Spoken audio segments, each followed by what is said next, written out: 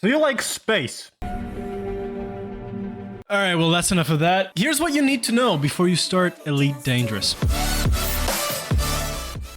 But before we begin, what exactly is Elite Dangerous? Elite Dangerous is an online space flight simulation game developed and published by Frontier Developments. It is either an MMORPG, depending on how you play, because you can do open play or you can do solo play.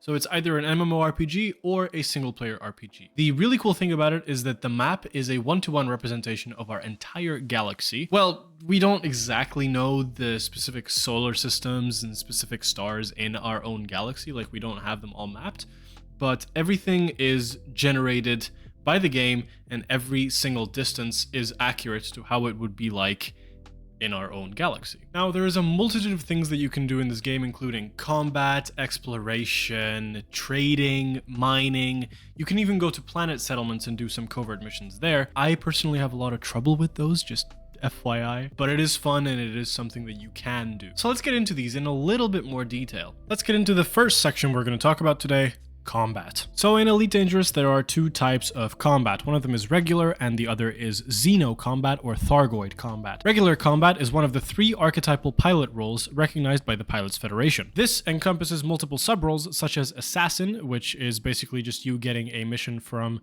any space station and going to assassinate the target. Bounty Hunter, which is pretty much the same. Mercenary, which is almost the same, except you don't go and assassinate one, you go assassinate or destroy multiple ships. And Pirate, which is basically just a solo mission. Increasing combat rank requires destroying other ships, and defeating pilots with higher combat ranks rewards a greater amount of experience. Combat pilots typically use hard points equipped with weapons to disable a target's shield, and then deal damage directly to the hull until the target is destroyed. This type of combat can be undertaken alone or multiplayer. On the other hand, Xeno or Thargoid combat is the most difficult content available in Elite Dangerous. It requires a combination of advanced ships, specialized modules, and high-skilled piloting to be successful, but in return it is one of the most lucrative activities in the game and the central focus of the current narrative. Now, Thargoids are an ancient race of ammonia beast aliens who spend most of their time in witch space, but I'll let you do all the reading up and everything like that because it is actually an insanely interesting piece of Elite Dangerous lore. Next up, we have covert or planet settlement missions, also known as Infiltration. Infiltrator is a career where a commander infiltrates a settlement to retrieve valuable items such as data packages. These can be done covertly or by attacking the targets. Infiltrators are often tasked with attacking a certain quantity of a specific settlement's defense drones known as skimmers, destroying the settlement's power grids, or obtaining a data package by scanning a settlement's data points via the data link scanner. Though these infiltrator missions offer a high reward, performing these actions is usually illegal and thus often result in a hefty fine or bounty. Since settlements appear on planets, the player will likely need an SRV, or you could just land your ship right next to the settlement if that will, help you a little bit better. You don't need an SRV in that case, pretty much. Should be noted that settlements vary in size and security level. Infiltrator jobs are available at various mission boards, or if you disembark in a space station, you can find some NPCs that will give you these jobs. Now, in my opinion, these missions could be a little bit more easy, but, it really depends on what you like. These types of missions are accessible if you have the Odyssey expansion pack. They are not available in Horizons, fortunately or unfortunately, depends on how and what you like. But yeah, I don't know, I found them a little bit more hard than other missions because sometimes it's not clear what you have to do. Of course, the introduction to Elite Dangerous will sort of explain what you have to do, just not my cup of tea, I guess. The next activity includes one of, if not my favorite thing to do in the entirety of Elite Dangerous, exobiology, which is exploration. Explorer is an archetypal pilot career recognized by the Pilots Federation in the game. The galaxy can be explored with near unrestricted freedom. Locate and observe the beautiful vistas in deep space, as well as gain credit for being the first to discover unique star systems and worlds. You can actually hand these discoveries in to get some money, which is actually really nice. Some explorers spend years delving into uncharted space without once returning to inhabited systems. What you will see in Elite Dangerous is that there is a bubble where if you go out of it, it's going to be harder for you to get fuel and to just do everyday basic stuff that you could do in the bubble. So you will have to probably get a fuel scoop, but that's all coming in another video. Yes, I just teased it. Explorers can earn credits and reputation by making pioneering jumps into unexplored star systems and by gathering data on planets, stars, points of interest, and signal sources using such devices as the Discovery Scanner, full spectrum system scanner, and the detailed surface scanner. Explorers can also be involved in on-foot activities, and this one is my favorite, such as exobiology, where a genetic sampler of the Artemis suit is used to collect samples of alien species. The data can be sold to Vista Genomics for actually a really good price. Like, if you just scan some rocks, you get 10 million credits for just some rocks scanned. In my humble opinion, the thing that makes exploration so beautiful and a little bit scary actually is the amount of things that you can see and the amount of things that you can do. So you can literally go on a trip to the center of the galaxy, Sagittarius A star, and just plan your journey by yourself, like you're in 1970s and you're using a map. It's absolutely fantastic. And once you're there, you can behold the beauty of it. Like, it's not a short journey. You have to spend actual real life time to get to that place and to actually experience how it would be like to travel. So that's probably why exploration is by far my favorite. Exobiology is just really chill because you literally just go scan some stuff and you sell it for millions or billions to the guy at Vista Genomics. Next up, we have mining, which may or may not be even more monotone than exobiology, but I'll let you figure that out for yourself. I will include miners and salvagers in this because they essentially do the same thing, except one does it on asteroids and the other does it on megaships or just regular ships after defeating an enemy, for example. Miners extract metals, minerals, and materials from asteroids and sell them for profit. Mining involves traveling to sites such as pristine planetary rings and asteroid belts around stars,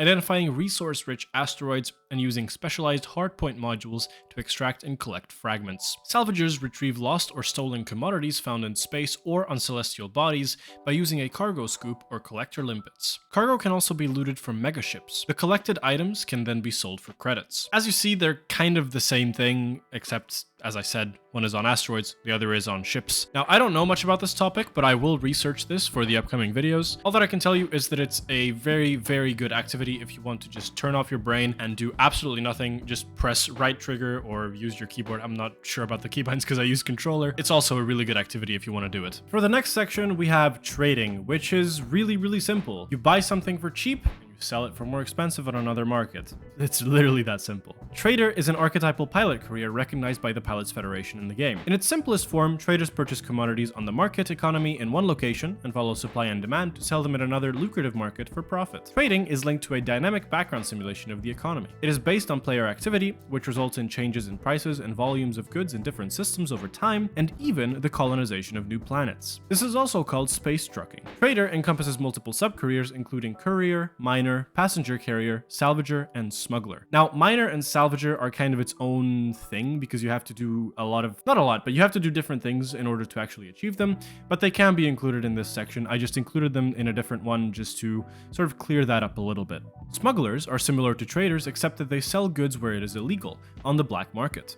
Smugglers have to use stealth, cunning, and special equipment to outwit any local law enforcement and sometimes military authorities, especially around stations, to sell their commodities at a profit while escaping fines and a criminal record. Smugglers can also be a special case of couriers where the player is asked to transport forbidden items. Now, I only really did passenger carrier and courier jobs, but I have to say that they can pay pretty well. I'm not gonna lie. Sometimes you can find jobs that will give you 2 to 3 million credits pretty easily. The only downside is that those jobs usually involve you having to go to a star system. Like, you have to jump there and then you still have to travel 300,000 light seconds to get to the station, and then you have to do some FSD interdiction evasion. Usually it's fine, it's pretty simple. But, you know, it's a pain because that takes like 20 minutes just to get from the central star of the system that you jump to the actual station that you have to go to. So that's pretty much the only painful part. But other than that, it can be pretty fun and pretty chill. And last but not least, we have transportation missions, which kind of tie into the trading part that you heard previously, but it has its own section. A starport mission board usually offers missions that require little or no cargo space, a lot of cargo space, or the existence of passenger cabins on board. Missions that require no cargo space will be marked with one horizontal arrow pointing right, whereas courier missions that require cargo space are marked with a cargo container and an arrow pointing to the right. Missions that have two horizontal arrows going left and right require you to buy the stated cargo and return to the port with it. Ships that are equipped with passenger cabins may pick up passengers in the passenger lounge available at many stations. There are two main types of passenger contracts: VIP and non-VIP, or bulk. Accepted missions can be turned in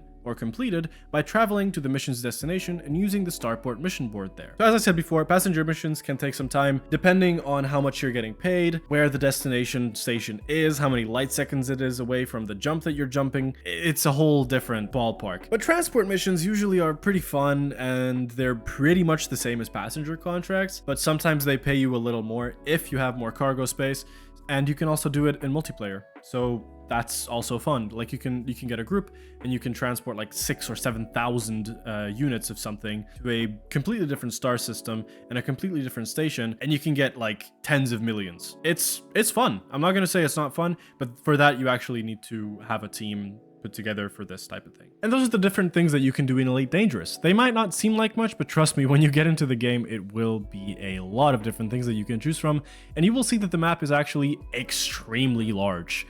Like, you can do a lot of different things. You can explore many different star systems, many different planets. You can do a lot of transportation missions. You can do a lot of Thargoid battles. You can do a lot of combat battles.